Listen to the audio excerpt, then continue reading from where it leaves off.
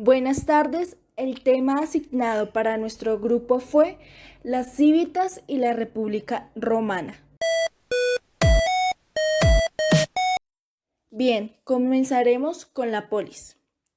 Los griegos no diferenciaban entre sociedad y política. Lo político incluía lo social. Según Aristóteles, el hombre es un sum politikon para referirse a que el hombre se realiza solo con plenitud en la polis, infiriendo que el que está fuera de ella es el idión es aquella figura opuesta a la que el politicón, la del ciudadano. En este sentido, hay diferencia entre hombre político y el hombre social. La política era el vivir colectivo, el vivir social y el lugar para adoptar decisiones. La palabra social no es griega, es latina. Respecto al origen y constitución de la sociedad, Aristóteles mantendrá, al igual que Platón, la teoría de la sociabilidad natural del hombre. El hombre es un animal social, sum politikon, es decir, un ser que necesita de los otros de su especie para sobrevivir. No es posible pensar que el individuo sea anterior a la sociedad, que la sociedad sea el resultado de una convención establecida entre individuos que vivían independientemente unos de otros en estado natural. Entre comillas, la ciudad es asimismo por naturaleza anterior a la familia y a cada uno de nosotros. Cuando Aristóteles definía al hombre como sum politikon, hacía referencia a sus dimensiones social y política. El hombre y el animal por naturaleza son sociales, pero solo el hombre es político, siempre que viva en comunidad. Por tanto, la dimensión social ayuda a construir la base de la educación y la dimensión política contribuye a la extensión de esa educación. En la polis griega, la política se entiende solo en situaciones de total independencia y soberanía. La política se restringe a las relaciones de los ciudadanos que han sido liberados de obligaciones que otros tienen, como esclavos, mujeres, extranjeros, y pueden entregarse a la libertad de lo político, es decir, a relacionarse con otros ciudadanos iguales sin coacción, violencia ni dominio.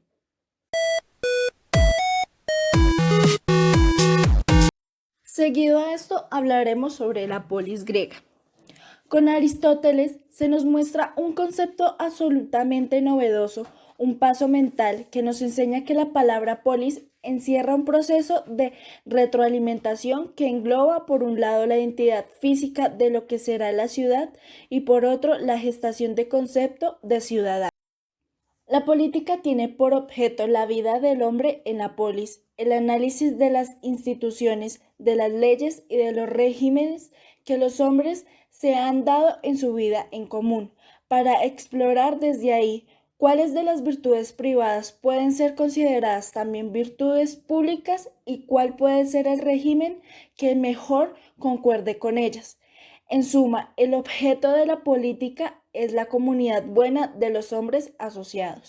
Como Aristóteles consideraba al ser humano como un sum politikon, un animal cívico, social o literalmente un animal político, él mismo no deja de recordarnos constantemente que la virtud, la justicia y la felicidad se alcanzaban socialmente en la relación con los otros, en la ciudad, en la polis, es decir, políticamente. Aristóteles delimita perfectamente la definición de ciudadano, porque no es ciudadano por el mero hecho de vivir en la polis. Exclusivamente se pueden considerar ciudadanos aquellos que participan en la función judicial o de gobierno. El mismo afirma de un niño o un anciano no son ciudadanos plenos, y de esto se deduce que el privilegio de ser politeia viene dado por la aportación al bien de la comunidad. Es cierto, todo el individuo pierde protagonismo para formar parte del todo. Lo particular pierde fuerza para cedérsela al grupo, que se da sentido completo a la unidad política que es la polis. Como ya vimos, la polis es un centro diferenciado que se basa en principios de ciudadanía, igualdad legal y política en mecanismos de participación política. lo cual nos habla que la polis se produce el auge de las ciudades, se concentra la población en núcleos, el desarrollo económico producido por el excedente económico implica la necesidad de establecer mecanismos de redistribución y acumulación, lo cual produce un aumento en la diferenciación y estratos funcionales en el crecimiento económico que se va a especializar.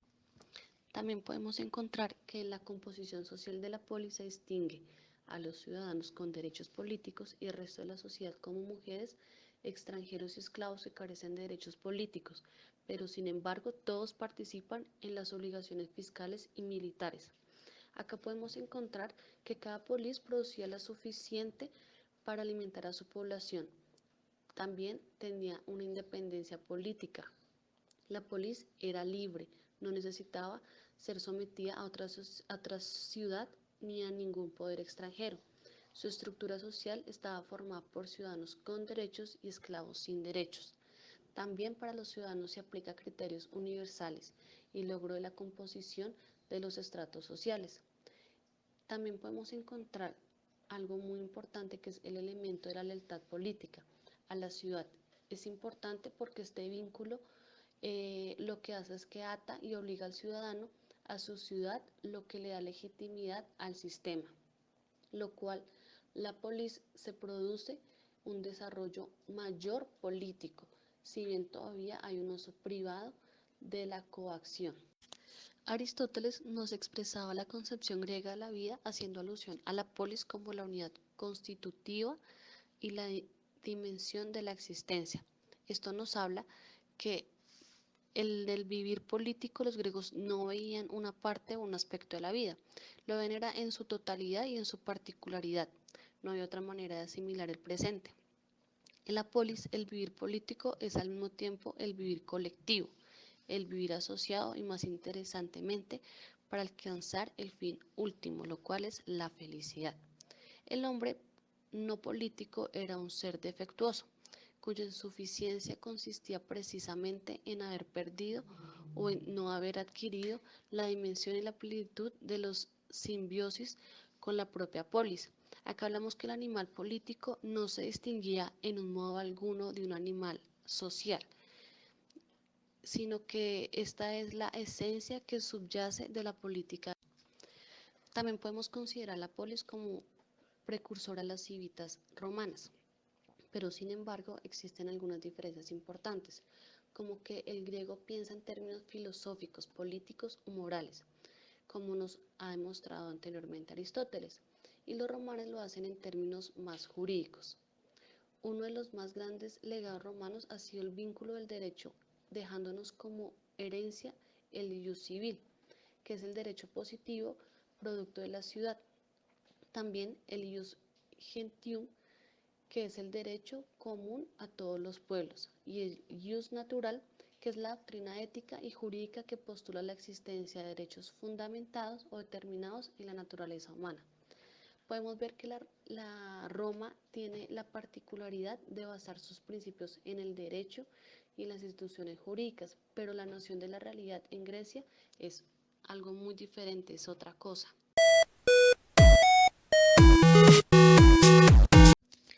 Bien, ahora vamos a ver que la idea política vinculada a la polis como comunidad es muy distinta al concepto de civitas, ya que es un grupo cuya cohesión se basa en la concesión de la ley.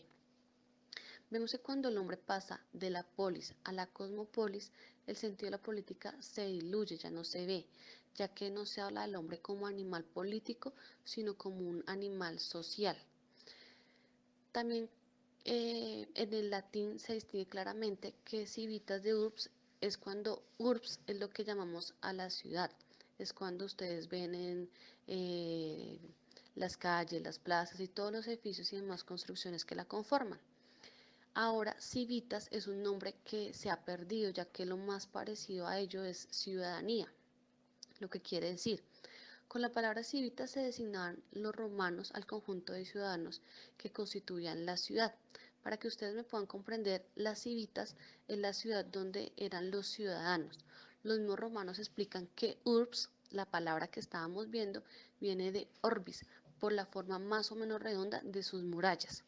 Los romanos viven en la cosmópolis, Es un cambio cualitativo y cuantitativo. Acá vemos que el hombre deja de ser un animal político para ser considerado un animal social. El sentido de la política se distingue, o sea, ya vemos a un ser humano que se sale de su papel político para ser ya un ser más sociable, más allegado a los demás. Bien, ahora vamos a hablar desde el punto de vista que nos da el señor Giovanni Sartori, que es un investigador italiano y también luego se convierte en filósofo. Él nos habla que la concepción griega de polis tenía forma de organización horizontal, ya que no existían jerarquías. Esto nos habla que en el pensamiento romano se tiene la misma concepción, pero hay una diferencia en donde los griegos decían polites, los romanos decían civis. Esto nos habla desde una iuris societas, lo que es la sociedad de derecho. El señor Sartori también nos señala que la política nunca fue percibida verticalmente, sacándola de la idea de poder.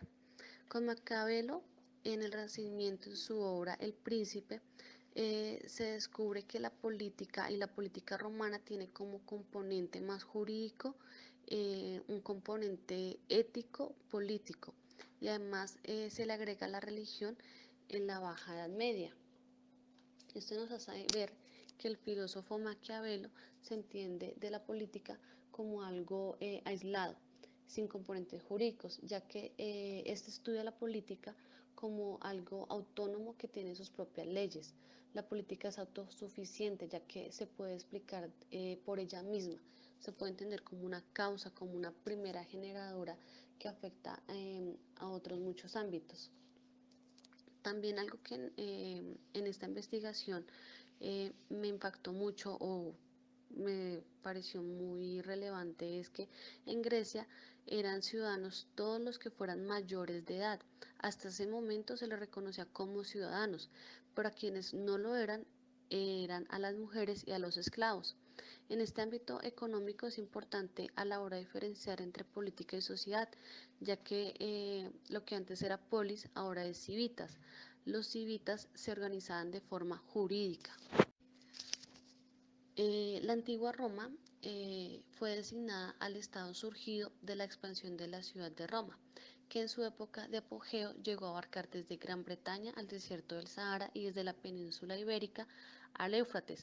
Esto provocó un importante florecimiento cultural en cada lugar en el que Roma gobernó. Al periodo de mayor esplendor se le conoce como paz romana. Esto es relativo al estado de armonía que prevaleció en las regiones que estaban bajo el dominio romano. Esto durante un periodo de orden y prosperidad que marcó la Edad de Oro de Occidente y dio el despertar de Oriente. Ahora, la ciudad inicial fue levantada en el Pomo Erium Palatino. El Pomoerum Palatino era la frontera sagrada de la ciudad de Roma. Esto nos habla en términos legales, ya que Roma solo existía dentro del Pomerium, por lo que todo lo que estaba en el exterior eran tierras que pertenecían a Roma, pero no era de Roma. Aquí también podemos ver que Rómulo queda como el gran emperador, como el gran soberano y único. Rómulo fue emperador romano de Occidente, hijo del general Flavio Orestes. Fue proclamado emperador por su padre en el nombre de Rómulo Augusto. Sin embargo, el emperador de Oriente, Zenón, no lo reconoció como tal. Pero a pesar de todo esto, él creó el Senado, compuesto por 100 miembros, eh, cuyos descendientes fueron llamados patricios, y dividió la población en 30 curias. La naciente ciudad de Estado era gobernada por un rey elegido únicamente por un consejo. La República Romana. Como podemos ver, fue un imperio de la historia de Roma, caracterizado por el régimen republicano como forma de gobierno. La república se extendió del año 510 a.C., cuando se puso el fin a la monarquía con la expulsión del último rey, Lucio Tarquino el Soberbio, hasta el año 27 a.C., que fue la fecha que tuvo el inicio del imperio. Estructura de la República Romana. Esta está dividida en tres grandes órganos políticos: el Senado, las asambleas y las magistraturas. El Senado es el que tiene que ver con el órgano asesor ya existente durante la monarquía, el cual fue modificado al ingresar en los plebeyos, y de esta manera se fue convirtiendo en un órgano fundamental del poder que declaraba la guerra y firmaba la paz. Era él quien establecía alianzas con otros estados extranjeros y decidía la fundación de colonias, asimismo como gestionaba las finanzas públicas. Las asambleas. Este es el espacio donde los ciudadanos votaban y las leyes para elegir los cónsules y demás magistrados. Existían comicios por curia, compuestos por patricios, y los comicios por centurias, donde participaban plebeyos y patricios. Esta desigualdad llevó a que el derecho entre estos dos grupos diera origen a un grande conflicto, lo que con el tiempo permitiría la creación de los comicios tributos, donde los plebeyos intervendrían directamente en la cosa pública. Por último, tenemos las magistraturas, que es el conjunto de la ciudadanía para elegir anualmente a dos magistrados conocidos como pretores o jefes militares, que presidían la república y mandaban el ejército. Estos recibieron más tarde, después de cierto tiempo, el título de cónsules. La participación dual en el ejercicio del poder supremo y la limitación a 1 año de permanencia en la magistratura evitaban el peligro. La lucha por la igualdad de derechos. Durante este periodo, el periodo de la Republicana, existían en Roma dos grupos sociales distintos. En primer lugar tenemos los patricios, que eran los miembros de las familias dueñas de tierras de la antigua Roma, que formaban orden social propio. Y en segundo lugar, los plebes o plebeyos, que eran quienes componían el otro elemento del pueblo romano libre, y su organización familiar estaba mucho menos desarrollada que la de los patricios. Tengamos en cuenta también que aquí todos los cargos políticos y religiosos se reservaban para los patricios. El matrimonio mixto con plebeyos estaba totalmente prohibido. Esto fue una larga lucha entre las dos clases que comenzó en el siglo VI a.C. y terminó con la obtención de igualdad política para los plebeyos a través de la redacción de la Ley de las 12 Tablas y el establecimiento de una nueva aristocracia formada por familias dirigentes. Expansión de Roma. Aquí podemos ver que el naciente Estado logra una enorme expansión, tanto política como económica, extendiéndose por todo el mar Mediterráneo. Esto inició en el año 264 a.C., donde Roma comenzó su lucha con Cartago por el control del mar Mediterráneo. Esta lucha fue un poco difícil debido a que en esta época Cartago era la mayor potencia y era el que dominaba absolutamente el Mediterráneo occidental y central. Las provincias romanas. Tengamos en cuenta que Roma, al momento de conquistar un territorio, establecía inmediatamente una colonia, que era quien la protegía militarmente y dirigida política y económicamente. Además de esto, las ciudades federadas estaban formadas por pueblos libres que conservaban sus derechos, aunque tenían la obligación de contribuir con tropas al ejército romano. Posteriormente a esto, los países conquistados pasaban a integrarse a Roma con el nombre de provincias. Estas eran administradas política, económica y militarmente por los romanos, pero se les respetaba su religión, sus leyes y sus propias costumbres. Las principales causas de la crisis de la República Romana fue debido a que algunas familias plebeyas se aliaron con las viejas familias patricias para excluir al resto de ciudadanos de las más altas magistraturas y del Senado. Otra fue la gradual desaparición de los campesinos causada por la creación de grandes propiedades agrarias dentro de un sistema de producción esclavista y por la devastación del campo de la guerra. Esto condujo al desarrollo de un proletariado urbano cuya opinión política no se tenía en consideración. Esta crisis abrió el camino del gobierno a los militares, iniciándose la época de los triunviratos, en las que los 3 hombres fuertes se hacían cargo del poder. Tengamos en cuenta que el primer triunvirato fue en el año 60 a.C., que estuvo constituido por Julio César Pompeyo y Craso. La muerte de este último fue en el 53 a.C. y originó el conflicto entre César y Pompeyo. Tras su victoria, César regresó a Roma como dictador vitalicio, cayó Julio César, extendió el vasto territorio gobernado por Roma y así su triunfo en la guerra civil librada hacia el 48 a.C. le permitió proclamarse líder absoluto de Roma. Quiere decir que César se ganó la enemistad de la aristocracia al ignorar la ciudad. Iniciada la expansión territorial romana, muchas ciudades pasaron a depender de Roma.